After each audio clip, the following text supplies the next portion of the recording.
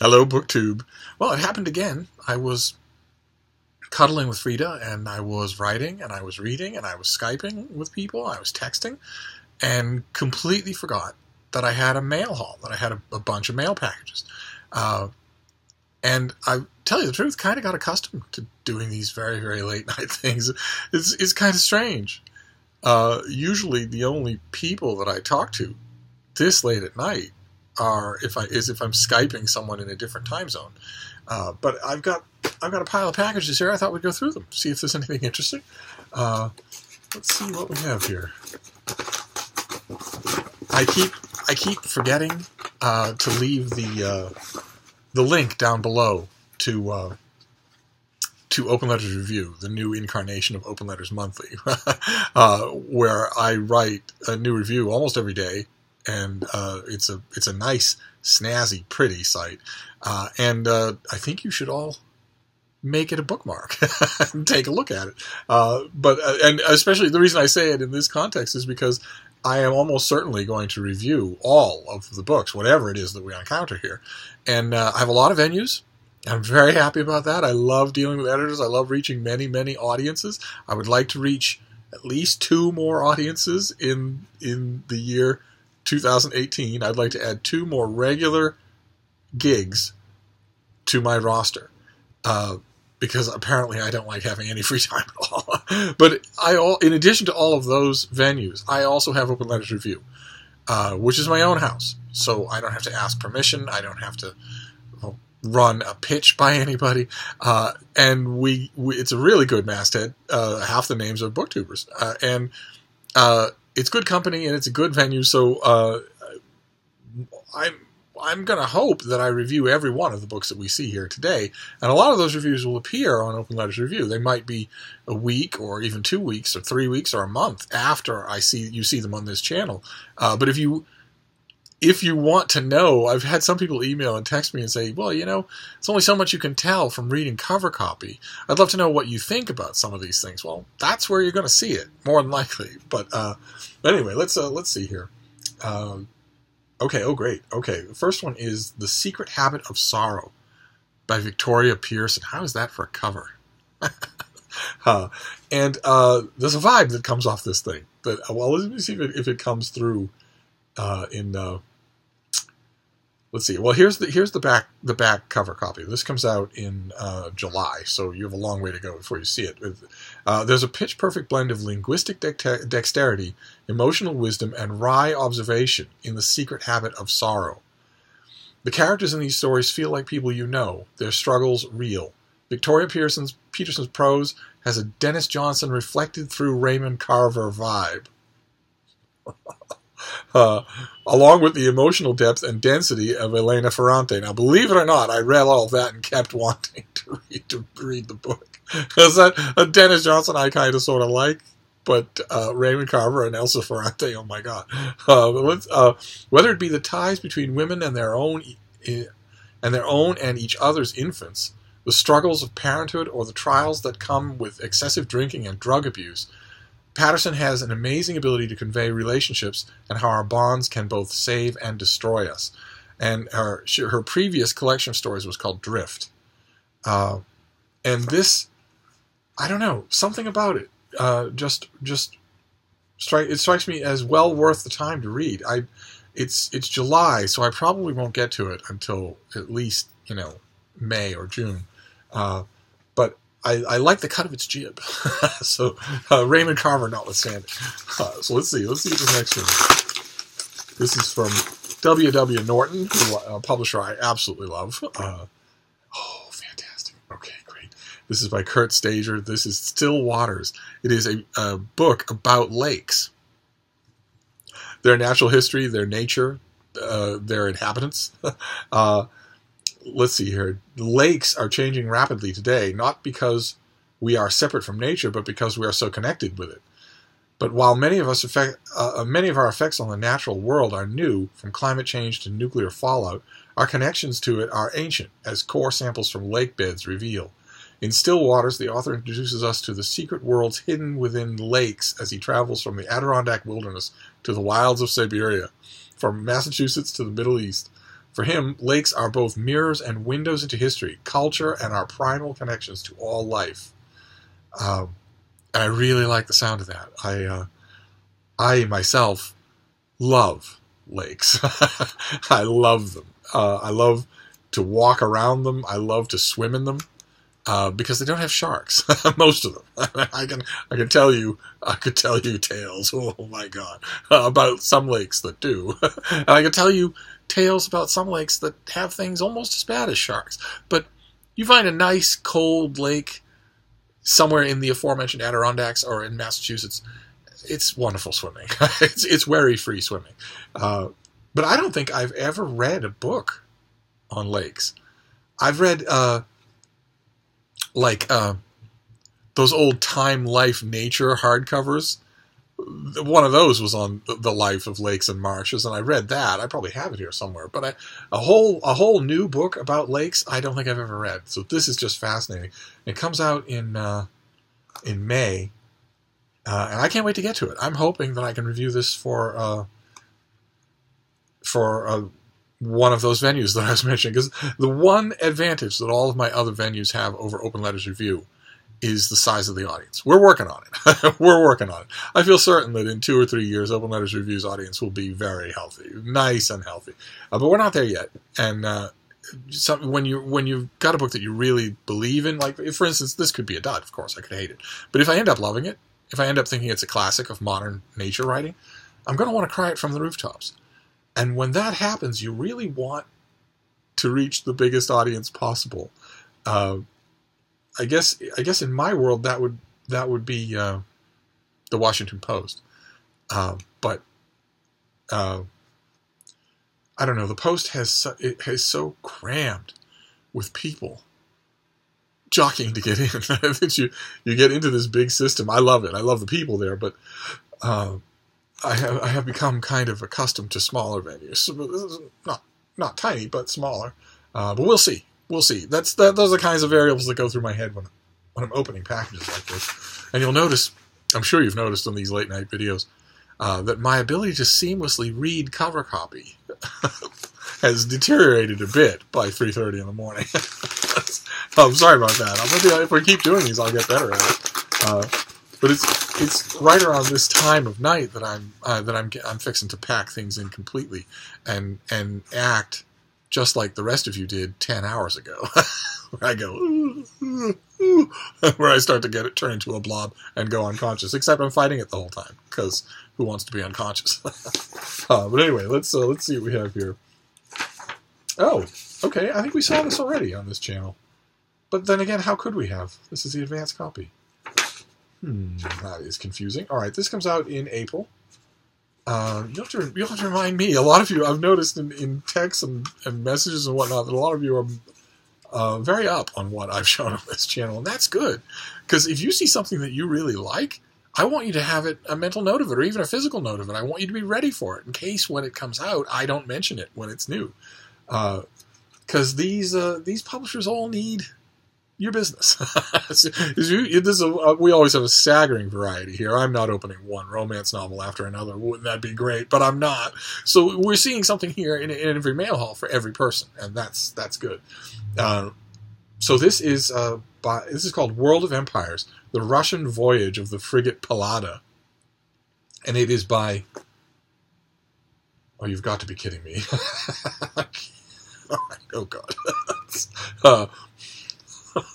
Oh God, okay. I believe the author's name is Polish, but I could be wrong. One way or another, I'm going to get crap from at least 10 of you. I think the name is Edyta Bojanowska. That is the author's name. But what is this? This is... Many people are familiar with the American Commodore Matthew Perry's expedition to open trade relations with Japan in the early 1850s. One on a long list of items that could be classified under not America's finest hour. Less well known is that on the heels of the Perry Squadron followed a Russian expedition secretly on the same mission. Serving as secretary to the naval commander was novelist Ivan Goncharov, oh my God, who turned the author of Oblomov, A novel about a man who's agonizing about whether or not to get out of bed. A great Russian novel. That had a new translation about 10 years ago. I got it. It was a great copy. It was a great design. It was a close-up picture of 2 feet hanging out from the bottom of a bed underneath covers. And I didn't keep it. I could kill myself. I didn't keep it. I had that, and I loved it. And it was in this room. And I know for sure it's not here anymore. I either sent it to one of you, or I sent it to somebody else, or I got rid of it. And I don't even remember who made that translation, or I might have the infernal cheek to ask for a second copy, even though it's not reprinted or anything. But anyway, so Goncharov, who turned his impressions into a book, The Frigate Pallada, which became a bestseller in Imperial Russia. In a world of empires, the author uses Goncharov's fascinating travelogue as a window onto global imperial history in the mid-19th century. Wow. Okay. Right, so, of course you're going to know my response to that right away, right? I mean, this is Harvard University Press. This comes out in April. But of course I want to read the book. I want to read Goncharov's book. But I'm, lacking that. I'm sure I don't have it, and I'm sure it's not on Project Gutenberg or anything like that. I will certainly read a book about it. Wow, this is packed, too. Serious work of scholarship. Okay, all right, good. All right, so we'll move on. What's this next one? Also Harvard University Press. Wow, okay. Okay, so this comes out in April as well. And this is, it's by Heather Curtis, and it's called Holy Humanitarians, American Evangelicals and Global Aid. Oh, that's a hot-button topic. Let's see here. On May 10th, 1900, an enthusiastic Brooklyn crowd bid farewell to the Quito. The ship sailed for famine-stricken Bombay, carrying tangible relief, thousands of tons of corn and seeds, and a tender mercy of love and sympathy from God's children on this side of the globe to those on the other. That's in quotes. That was a sentiment that was sent along.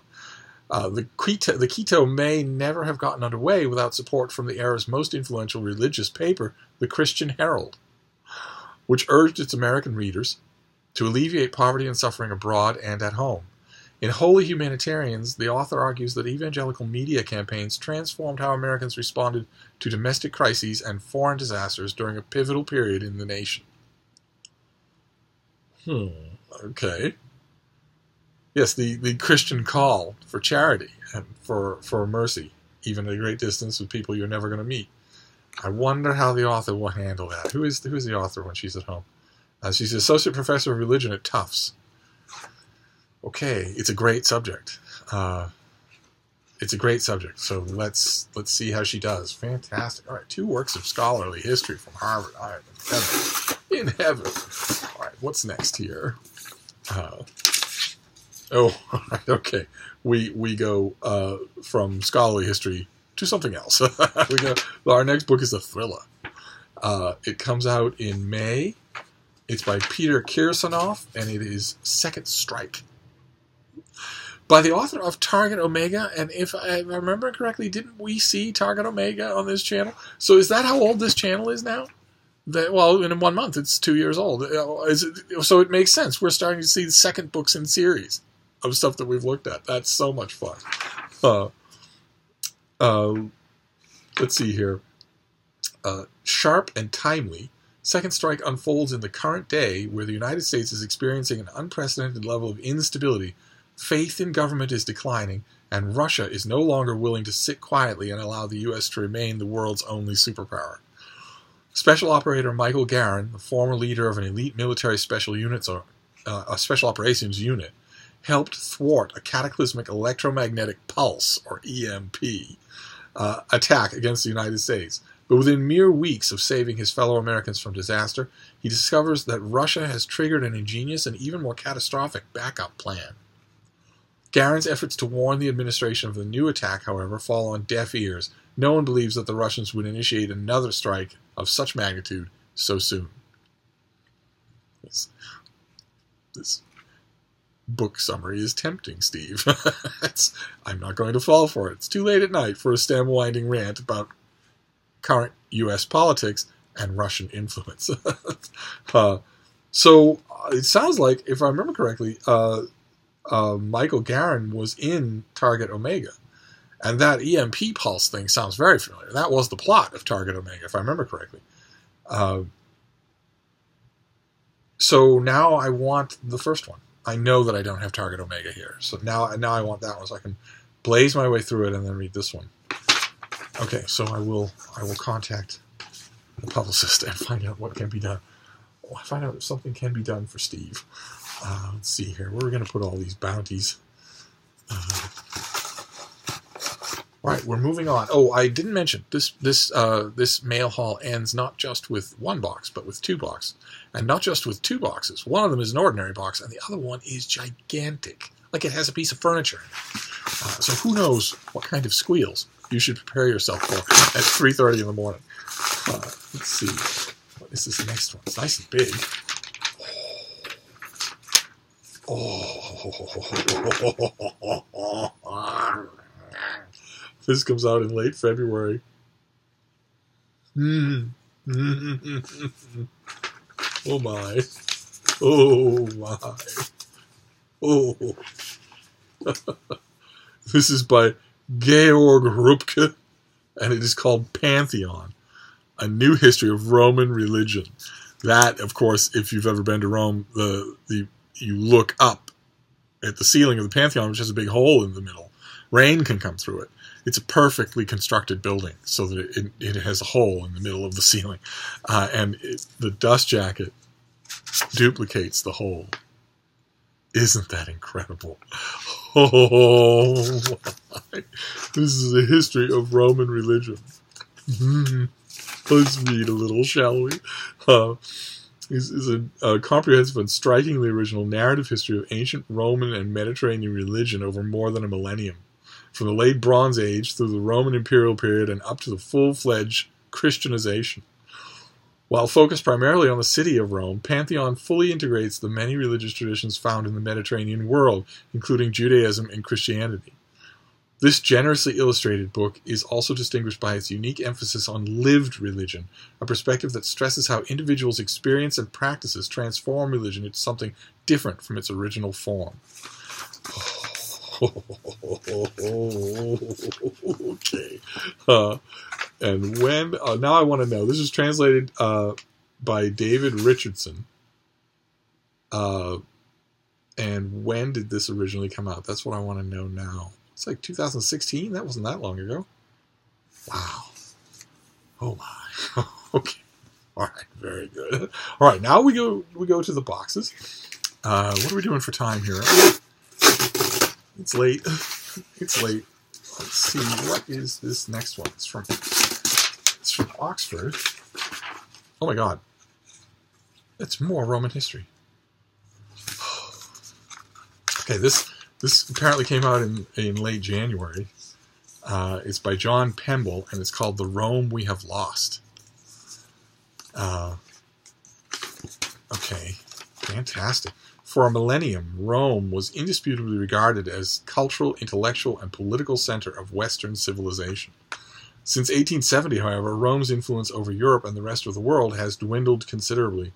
Today, Rome is known equally for its floodlit monuments and traffic roundabouts as it is for ruins and relics. In The Rome We Have Lost, John Pemble explores the transformation of Rome from the main hub of Western thought into another example of a modern European city burdened by its quote-unquote heritage. Okay, that sounds fascinating. What is it? What is history? I'm getting... This is a bumper crop of history. That's amazing. Okay. All right. And now we have this thing here. An enormous box of stuff. What on earth could this be? Oh my, it isn't just got tape on it. It's got these plastic ties to keep it in place. But nothing shall deter Steve from his books. So let's wonder if this will slide up. Or am I going to have to destroy it somehow? Okay, that one came off. Let's see what these will do. Will these behave themselves? Oh, it's God. All right, well, we should probably talk about our day while I figure this out. This is not going to come quietly. It's the end of a very busy day for me. Let's see. A busy and a fun day. Freezing cold here in Boston. But Frida and I made do. Got a lot of good work done. Okay. Alright, that's the plastic ties. The rest of this I can just manhandle. I'm curious to know what's going to be in here. It can't just be one book. It's got to be multiple books. So let's see what we have here. Oh no! Oh no! Don't tell me. Oh. Oh no. Okay. This is a mistake, what we have here. We end with a very, very generous mistake. This is more of the Murty Library of Indian Classics. And I believe a lot of these are duplicates. I think somebody just accidentally sent me a whole set twice, if I remember correctly. These are just, there's Risalo, The Life of Padma, Volume 1, History of Akbar, Volume 4, and The Epic of Ram, Volume 3 and Volume 4. I think some of these are duplicates. Let's see here, though. But, wow, all right. And the nice thing is I can just walk them back to Harvard. I can just take the bus across the river, and I don't have to put them in the mail. Great. Okay. I think I'll have to check with the other volumes that I got, but I think these are all duplicates. Just a stack of ancient Indian world literature. Great. Okay, so we're going to do a pyramid here late at night. Well, the sun's coming up soon, in a few hours. And I'm not going to include the Indian classics, because that's way too much for a pyramid. So we have Pantheon, which of course got Steve's motor running. And Second Strike, a Thrilla. Then Holy Humanitarianism. Can't wait to get to it. A World of Empires, based on travelogues by the author of Oblomov. Still Waters, a book about lakes. The Secret Habit of Sorrow by Victoria Patterson. And The Rome We Have Lost by John Pemble, about the Rome in Twilight. Fantastic. Okay, well, okay. So I've made a mess, and I can't be too loud about cleaning it up, because the puppy's gone back to sleep. But I'm going to clear it as much as I can, and then remake the bed, and then do what all the rest of you do. I'm going to go to sleep. Then tomorrow I will post this, and I will see you then. Thank you, BookTube.